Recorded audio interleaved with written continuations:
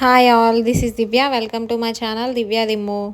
Evening snacks కోసం అని చెప్పి ఫ్రెంచ్ ఫ్రైస్ చేసా. ఇంట్లో తినడానికి ఏం లేవు, ఆలు ఒక్కటే ఉంటే సరే ఏమైనా ట్రై చేద్దాం అని చెప్పి ఫ్రెంచ్ ఫ్రైస్ చేసా అనమాట.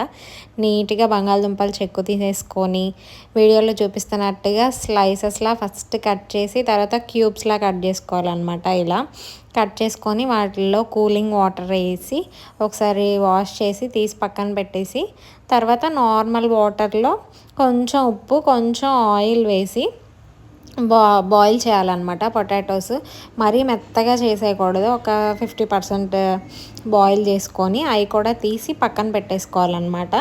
తీసి పక్కన పెట్టేసుకున్నాక ప్యాన్ పెట్టి ఆయిల్ వేసి ఈ ఉడకపెట్టుకున్న బంగాళదుంపలు ఒక్కొక్కటిగా ఫ్రై చేసుకోవాలన్నమాట.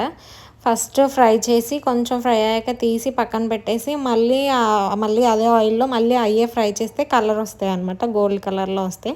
అలా క్యూబ్స్లో కట్ చేసుకున్న పొటాటోస్ మొత్తం 1 by 1 ఫ్రై చేసుకొని 2 టైమ్స్గా ఫ్రై చేసుకుంటే మంచి కలర్ వస్తాయి. ఇంకా అలా ఫ్రై చేసుకున్నాక అందులో కొంచెం ఉప్పు, కారం, చాట్ మసాలా ఉంటే చాట్ మసాలా వేసేసి మిక్స్ చేసేస్తే అయిపోయినట్టే ఫ్రెంచ్ ఫ్రైస్. టేస్ట్ అయితే బాగున్నాయి, నాకైతే బాగా నచ్చినాయి.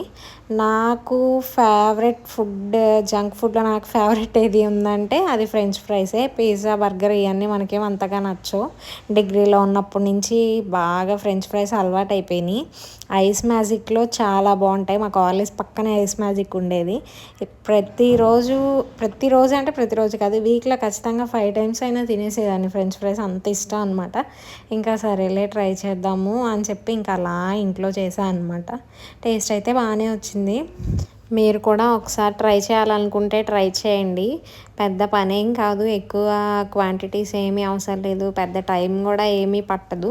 తినడానికి టేస్ట్గా కూడా ఉండిద్ది కాబట్టి చేసుకొని తినేస్తే మంచిది. బయట తినే కంటే ఇంట్లో చేసుకుంటే ఇంకా మంచిది. నా వీడియోస్ కనుక మీకు నచ్చితే లైక్ చేయండి, షేర్ చేయండి, కామెంట్ చేయండి అండ్ సబ్స్క్రైబ్ కూడా చేసుకోండి.